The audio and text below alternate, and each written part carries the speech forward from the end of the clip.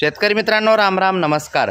शेतकरी मित्रांनो, आपण जर कापूस उत्पादक शेतकरी असाल तर आपल्यासाठी एक अपडेट घेऊन आलेलो आहे। होय शेतकरी मित्रांनो, ती अपडेट जाणून घेण्यापूर्वी आपणास एक नक्कीच विनंती करतो, शेतीविषयीच्या दररोजच्या माहितीसाठी प्रत्येकाने आपले चॅनल नक्की सबस्क्राइब करा आणि या व्हिडिओला लाईक सुद्धा करून घ्या।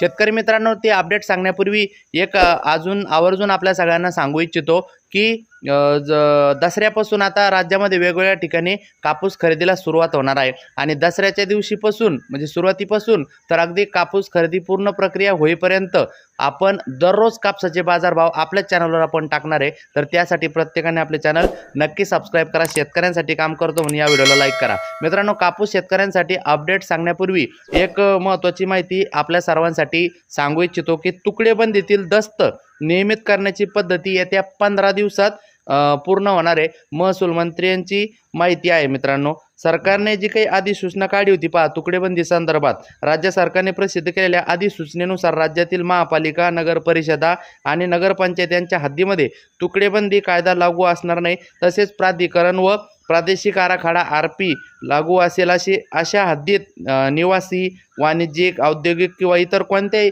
अकृषिक वापरासाठी असलेल्या क्षेत्रात आणि गावाच्या हद्दीपासून 200 मीटरच्या आतील क्षेत्रात तुकडेबंदी कायदा लागू असणार नाही, ही माहिती सांगितली होती पहा। आणि याचे अंमलबजावणी येत्या 15 दिवसामध्ये कार्यपद्धती होणार आहे आणि त्यामुळे सुमारे 50 लाख दस्त नियमित होतील, अशी माहिती चंद्रशेखर बावनकुळे या महसूल मंत्री यांनी तुकडेबंदी संदर्भात दिलेली आहे।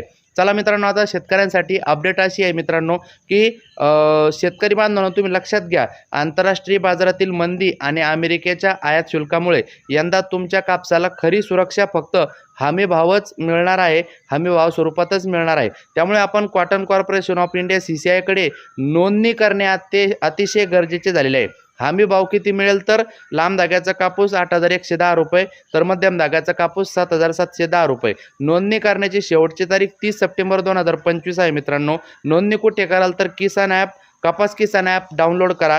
त्याच्यानंतर कपास किसान ॲप डाउनलोड केल्यानंतर त्यावरती तुमचा मोबाईल नंबर टाका, OTP भरा, शेतकऱ्यांची वैयक्तिक माहिती, शेतीची माहिती व गट क्रमांक तपशील भरा, आधार, शेतकऱ्याचा फोटो आणि सातबाऱ्याची PDF अपलोड करा, सबमिट करा, नोंदणी पूर्ण करा। यानंतर मग आपल्याला आपला कापूस CCI कडे विकता येईल।